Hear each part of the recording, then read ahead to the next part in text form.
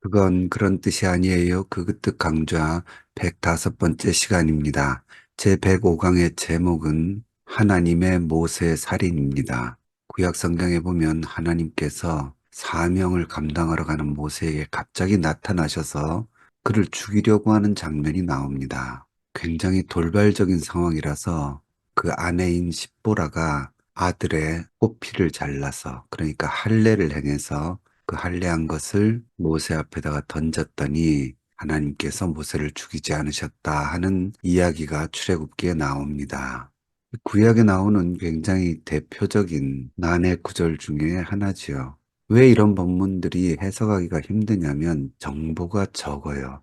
돌발적인 이야기들만 갑자기 튀어나오니까 빈 부분들이 많아서 해석이 어려워지는 겁니다. 그럴 때에는 신학적인 상상력이 굉장히 중요합니다. 그 마음대로 내가 원하는 대로 막 상상하는 게 아니고 그 상황과 모든 이야기의 전개 속에 논리적이고 가장 합당한 정황들을 구성해 가면서 상상을 해가면 그 빈 부분들을 채워나갈 수가 있죠. 하나님이 모세를 죽이려고 한 이 사건도 차분하게 전체 이야기를 살펴보면 실제로 어떤 사건이 있었는지 추정해 나갈 수가 있습니다. 우리가 아는 대로 모세가 참 파란만장했지요. 태어나자마자부터 집에서 3개월밖에 못 살고 강물에 뛰어서 버려져야 했고, 그리고는 이집트의 왕자가 되어서 40년. 그러다가 자기가 이제 이스라엘 사람인 걸 알고 어설픈 의협심을 부리다가 애굽 사람을 죽이게 되고, 그래서 도망자 신세가 되어서 또 미디안 광야에서 40년. 그리고 80에 하나님께 부름을 받아서 다시 또 이스라엘 백성들을 가나안으로 인도하는 일에 또 40년. 그렇게 120살을 살고 돌아가셨죠. 근데 그때 80살에 하나님께서 불타는 떨기나무에 나타나셔서 모세에게 사명을 주셨고요. 모세가 처음엔 안 하겠다고 굉장히 빼지요. 그러다가 이제 결국 사명을 가지고 출발하고 바로 그 자리에서 그 사명을 감당하러 가는 자리에서 모세를 죽이려고 하셨고, 그 상황을 보고 이제 아내인 십보라가 돌칼을 가져다가 그의 아들의 포피를 베어 모세의 발 아래 던졌다 이렇게 나오죠. 출애굽기 4장 25절이죠. 그러면서 당신은 참으로 내게 피난편이로다 이렇게 이제 외치니까 하나님께서 모세를 풀어주셨다. 자, 여러분, 이 알쏭달쏭한 이야기를 풀어나가려면 먼저 십보라의 입장에 한번 되어볼 필요가 있습니다. 십보라는요, 유대인이 아닙니다. 미디안 광야의 미디안 족속이죠. 옛날 그 유명한 이집트 왕자라는 애니메이션 영화가 있었죠. 거기 보면 십보라가 애굽에 잡혀갔다가 탈출한 경험이 있는 것처럼 그리는데 십보라는 그런 일이 없었어요. 그 여인은 그저 미디안 광야에서 살다가요. 애굽 사람 죽이고 광야로 도망한 모세가 동네 우물가에 불량배들이 행패 부릴 때에 나타나서 십보라를 구해줬고 그 인연으로 모세와 결혼을 했지요. 그리고는 40년 동안이나 행복하게 살았습니다. 모세도 자기 아들 이름을 게르솜이라고 지어서 이게 좀 애매한 히브리어인데 여하튼 성경상으로 따지면 내가 타국에서 객이 되었다. 이제 그런 의미를 담은 거죠. 그러니까 뭔가 고향을 그리워하는 마음이 모세에게 있긴 있었겠지만 그러나 40년이란 세월 동안 모세는 이제 애굽 사람도 아니고 당연히 이스라엘 사람도 아니고요. 그냥 미디안 사람으로 그렇게 나이 80이 될 때까지 늙어간 겁니다. 그 결정적인 증거가 뭐냐면 모세가 자기 아들 낳았을 때에 할례를 주지 않았다는 거예요. 우리가 잘 아는 대로 이스라엘은 아들을 낳으면 8일 만에 할례를 행하죠. 당연히 그건 애굽 종살이 할 때도 아브라함 때부터 내려오던 거니까 지켜오던 규례였고요. 모세도 당연히 할례를 받았죠. 3개월 동안은 집에서 컸으니까요. 그러니까 애굽의 공주가 모세를 강에서 건졌을 때 히브리 사람의 아이인 걸 알아봤다 이렇게 나오거든요. 이게 할례를 받았다는 증거예요. 하지만 모세는 자기 아들들에게 할례를 주지 않습니다. 그거는 민족의 정체성을 버렸다는 얘기입니다. 그게 충분히 이해가 가는 게요. 모세가 여러분 애굽 사람을 쳐서 죽이고 도망가고 광야에서 살면서 내가 하나님 앞에 잘못했구나 하고 회개하고 눈물 흘리고 그랬을까요? 그렇지 않죠. 뭔가 선한 야망을 가지고 뭔가 잘해보려고 한 거거든요. 그런데 잘못 휘두른 주먹 한 방에 인생이 완전히 다 망쳐졌잖아요. 그럼 여러분 원망이 나오죠. 모세는요, 분명히 하나님께 불만이 많았을 겁니다. 나도 잘해보려고 한 건데 좀 도와주시지. 그 스테반 설교에 나오죠. 모세가 나이 40이 되매 사도행전 7장에 자기 민족을 돌아볼 마음이 있었다. 얼마나 선하고 아름다운 마음입니까? 그러나 그 마음이 한순간에 좌절돼 버리죠. 그러니까 이 모든 게 다 내 잘못이다. 그렇게 생각하지 않죠. 분명히 많은 불만이 하나님께 있었을 겁니다. 그리고 이제 뭐 나는 유대인도 아니고 더더군다나 이집트 사람도 아니고 나는 이 미디안 집안에 이제 사위가 되어서 그냥 이제 미디안 사람으로 살다가 미디안 사람으로 죽는다. 이제 그런 마음이 표출된 게 자기 자식에게 할례를 주지 않았던 거예요. 그래서요, 성경에 보면 하나님께서 떨기나무에서 나타나서 모세에게 사명을 줄 때 모세가 상당히 강하게 거부합니다. 보낼 만한 자를 보내소서 하면서 안 가겠다고 합니다. 왜 그랬을까요? 불만이 많죠. 더더군다나 젊을 때 가만히 놔뒀다가 80대서 이제 인생 노년이 왔는데 이제 와가지고 무슨 나라를 구하고 민족을 구하라 그러시냐. 분명히 삐딱한 마음이 솟았을 겁니다. 그러니 그 아내 십보라는 더 말할 것도 없지요. 애초에 그녀는 출가 외인도 아니고요. 시월드에 한번 가본 적도 없고 모세의 동족을 본 적도 없어요. 그냥 친정아버지 집에서 평생을 살았고 남편도 장가를 와가지고 친정아버지 자기 아버지 밑에서 평생을 일했고 남편도 이제 미디안 사람이 완전히 다 되었고 자식들은 당연히 할례도 안 받은 미디안 애들이고 그런 게 얼마나 뿌듯했겠습니까? 그러고 사는데 가끔 남편이 뭐 고향 얘기하면 뭐 같이 공감하는 척 했겠지만 공감이 됐겠습니까? 그게 완전히 미디안 사람이고 미디안의 아버지고 미디안의 사위고 미디안의 남편이지요. 거기다 중요한 건 이제 나이가 80이에요. 이제 인생의 저물어 가는 황혼기에서 더 뭐 없고 자시고 할 것도 없는 그런 상황에서 대형 사고가 터진 거죠.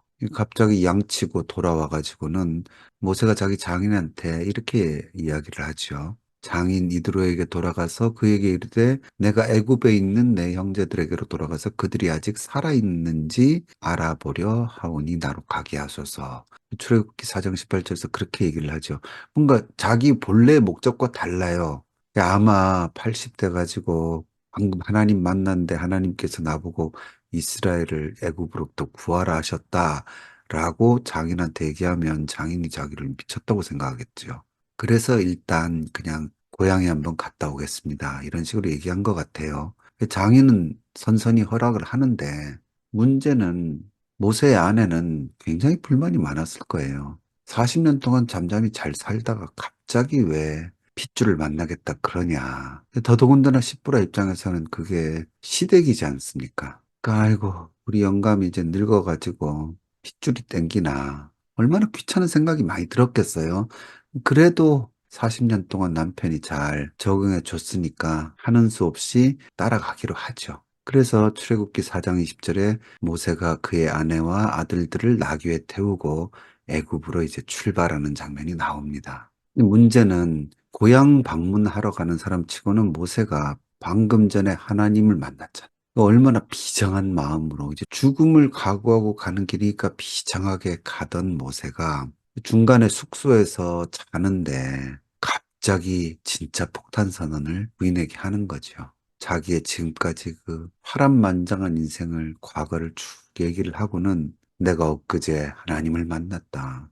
하나님이 지금 애굽으로부터 우리 이스라엘을 구원하러 나를 보내시는 거다.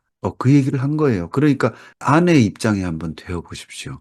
이게 도대체 무슨 날벼락 같은, 아니, 코미디 같은 소리로 들렸겠습니까? 이거 분명히 정신병이 왔거나 이제 노인성 치매 뭐 그런 게 왔나 보다 이런 생각이 들었을 거예요. 그러다 보니까 말다툼이 시작되었겠죠. 부부싸움을 하게 된 겁니다. 너무나 당연한 거죠. 그런 상황에서 모세가 갑자기 이번엔 칼을 꺼내가지고 이제 우리는 이스라엘 백성으로 살아야 된다. 지금까지 내 자식들한테 할례를 안 줬는데 이제 우리 민족과 함께 가야 되기 때문에 할례를 줘야 된다. 이게 우리 민족의 규례요 특징이다. 그리고 칼을 빼 들었을 때 정말 십부라는 황당했을 겁니다. 이 말로만 듣던 할례 잘못 받으면 그 당시에 마취도 없고 항생제도 없는데 죽어요 잘못하면. 그러니까 아마 난리가 났을 겁니다. 말다툼 정도가 아니라 정말 어마어마한 부부싸움으로 이어지고 아마 십보라는 이 모든 것을 계획하셨다는 여호와 하나님도 굉장히 마음에 안 들었을 거예요. 모세가 여호와를 만나는 그 떨기나무 장면에서도 모세가 여호와를 잘 알지 못해요. 그러니 십보라는 당연합니다. 십보라는 유대인도 아니고 이방 사람인데 그러니까 얼마나 여호와라는 하나님이 황당무계하고 막 미웠을 겁니다. 이게 다 무슨 일이냐, 이게 웬 날벼락이냐. 그냥 귀찮은데도 그래 죽기 전에 시댁 식구한테 인사나 한번 하자. 그런 마음으로 지금 따라왔는데 갑자기 조국의 독립이 어쩌고 나아가서 칼 들고는 아들 할례를 한다고 하니까 아마 필사적으로 싸우고 말리고 하는 분위기가 그 숙소에서 일어났을 겁니다. 바로 그때 하나님이 나타나실 거예요. 이 구약에 보면요, 여호와와 여호와의 사자가 혼용돼서 나타납니다. 그러니까 여호와 하나님이 나타나셨다 해도 또 하나님이 보내신 대리인인 천사일 확률이 높거든요. 근데 직접적으로 모세를 죽이려고 했다는 걸 보니까 아마 천군 중에 아주 뭐 와일드하게 생긴 천사가 왔을 수도 있겠죠. 어쩜 뭐 천사의 불칼을 뽑아가지고 모세 앞에 들이댔든지 아니면 뭐 꽉 목을 잡고는 공중으로 치켜들었을지 하여튼 곧바로 죽일 만큼 위급한 상황이 벌어진 거예요. 그 부부싸움을 하는 자리에서. 그리고 상상을 해보면 그 천사가 제 생각에는 뭐라고 말을 했을 것 같아요. 아이고, 이 쪼다야. 하나님이 널 잘못 선택하셨단다. 자기 마누라도 못 다스리면서, 자기 가정도 못 다스리면서 무슨 민족을 해방시키냐. 하나님이 딴 사람 택하시고 너는 죽이시겠단다. 물론 성경엔 안 나오지만 상상으로 가능한 거죠. 여러분 이거 누구 들으라는 겁니까? 십보라, 아내인 십보라를 들으라고 천사가 그렇게 얘기했을 수 있어요. 그러니까 그다음부터 십보라의 액션만 나오는 겁니다. 십보라가 정신을 차린 거죠. 아, 이게 농담이 아니고, 이게 무슨 노인성 침해에서 나온 게 아니구나. 이게 반드시 따라야 될 길이구나. 이제 그런 걸 느끼는 거죠. 나아가서 내가 이제 미디안으로 살면 안 되는구나. 여호와의 백성이 되어야 되는구나. 내 자식들도 마찬가지고. 우리 온 가족이 이제 이스라엘의 일원이 돼야 되는구나. 그거를 십보라가 뼈저리게 이제 지금 느끼는 거예요. 그러니까 그 다음에 어떻게 합니까? 남편은 지금 천사에게 죽기 직전이고, 그러니까 남편이 행하려던 할례를 십보라가 대신 자기가 그렇게 말리던 그 할례를 자기가 자발적으로 그리고는 그 잘라낸 포피를 피가 뚝뚝 떨어지는 그 포피를 지금 개역 개정은 모세의 발에 갖다 대었다 이렇게 지금 번역을 했거든요. 근데 이전 개역 성경에는 모세의 발 앞에 던졌다 이렇게 번역했는데 둘 다 가능합니다. 저는 이전 개역 성경에 모세의 발 앞에 던졌다가 이 모든 상황에는 가장 잘 맞다고 봅니다. 그걸 던지면서 모세는 나에게 참으로 피남편입니다. 뭡니까? 피 같은 남편입니다. 그 남편의 혈통에 내가 이제 소속되겠습니다. 이거죠. 이전까지는 남편이 미디안에게 동화돼 살아왔잖아요. 근데 이제는 내가 남편의 백성으로 그 혈족으로 내 자식들과 함께 살아가겠습니다. 하는 거를 지금 십보라가 보여주고 있는 겁니다. 상당히 용감하고 용기 있고 과감한 여성이죠. 그래서 이제부터 이스라엘 백성이 되고 남편의 사명에 동참하겠다는 걸 어떤 면에서 참 멋있게 보여줬죠. 일종의 수신제가 치국 평천하 스토리예요. 모세가 40년 동안 자기도 완전히 미디안 족속으로 동화되었는데 하나님 만나서 떨기나무 앞에서 자기를 굽히죠. 수신을 한 겁니다. 그 다음에는 이제 자기 부인과 자식들을 그 사명에 함께 동참시켜야 될 거 아닙니까? 그 재가예요. 가정을 다스리고. 그 다음부터 이제 치국 평천하로 가는 거죠. 이스라엘을 데리고 광야로 간 거죠. 디모데전서 3장에 보면 이런 말씀이 나옵니다. 감독은 자기 집을 잘 다스려 자녀들로 모든 공손함으로 복종하게 하는 자라야 할지며 사람이 자기 집을 다스릴 줄 알지 못하면 어찌 하나님의 교회를 돌보리요. 그 집사들도 한 아내의 남편이 되어 자녀와 자기 집을 잘 다스리는 자일지니 이게 모세 스토리의 핵심을 신약에서 다시 반복해서 가르쳐 주는 겁니다. 하나님의 일을 하고 하나님의 사명을 가진 사람들이 자기 집과 특히 아내와 자녀들이 한 마음으로 하나님을 바라보게 만드는 일에도 아니 그게 오히려 가장 중요한 일이라는 거죠. 자기 집을 다스릴 줄 모르면 어떻게 하나님의 일을 할 거냐. 지금 성경이 그렇게 말씀하고 계시죠. 하나님의 일을 한답시고 가정을 안 돌보고 그래서 가정이 망가지는 경우 정말 그건 비성경적인 이야기입니다. 동시에 하나님의 일을 할 때 온 가족의 마음이 하나로 뭉치고 다시 그 신앙이 그 다음 때로 그 다음 때로 이어질 수 있도록 내 자녀들에게 신앙 교육하는 것도 정말 중요하죠. 지금 이 시대에 자녀들 신앙 교육 문제 때문에 고민하는 부모들이 많지요. 사실 이게 다 우리 구세대들의 잘못입니다. 교회에서 그릇된 복음을 펼치고 잘못된 신앙 형태를 보여주다 보니까 온 나라가 교회를 불신하게 되면서 자녀들도 마찬가지로 그렇게 돼버린 거죠. 이럴 때 지금 우리가 살펴본 모세의 이야기처럼요. 십보라와 같은 결단이 필요해요. 애들을 닥달해서 뭐 괴롭히라 이런 뜻이 아닙니다. 부모가 신앙에 있어서만은 세상과 타협하지 않고 확고하게 하나님의 길에 서야 되는 것이 가장 중요하다는 것을 보여주는 결단이 필요한 거죠. 하나님께 속한 것이 가장 중요하다. 그걸 자식들한테 몸소 보여줄 때 자식들이 언젠가 깨닫습니다. 근데 문제는 뭐냐면 그렇게 하지 않았고 애 공부하고 애 뭐 학원 가고 뭐 이런 것들 때문에 신앙을 소홀히 해도 되고 신앙이 2차적인 게 되어도 된다는 것을 누가 보여줬냐면 부모들이 보여주는 거예요. 그러니까 우리 부모들이 암암리에 우리 자녀들을 망쳐온 경우가 참 많지요. 그러면 애들 공부 잘하고 사회에서도 성공하고 다 그렇게 되어서 하나님의 복이다. 근데 애들은 교회는 안 다니고 예수는 안 믿는다. 그게 하나님의 복입니까, 여러분? 큰 실패죠. 세상적인 것과 신앙적인 부분이 딱 저울에 올려졌을 때, 십보라가 지금 그런 상태잖아요. 세상에 속할 것인가, 이스라엘에 속할 것인가 하는 그런 걸 자식들한테 보여줄 경우가 있죠. 그때에 우리 부모가 확실히 미련 없이 하나님께 속한 것을 위해서 세상을 내려놓는구나. 그 모습이 자식들에게 각인되면 그 신앙이 유산으로 내려갑니다. 그 신앙이 대를 잇게 되지요. 혹 떠났더라도요, 언젠가 돌아오게 됩니다. 지금 교회에 새 신자도 없고, 그냥 대를 이은 모태신앙 집안들밖에 없어요, 거의.